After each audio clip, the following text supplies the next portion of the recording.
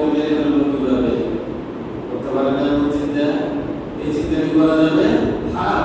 কিন্তু 3 বেলা তার রিজিক বসাইতে কষ্ট হচ্ছে, তার একটা চাকরির ব্যবস্থা নেই, তার কাজের ব্যবস্থা নেই, আছে না নাই? আছে। আবার অনেক গরিব একেবারে কোটি হাজার হাজার কোটি টাকার মালিক, অথচ মেট্রিক পাশও করেনি, প্রাইমারি পাশও না,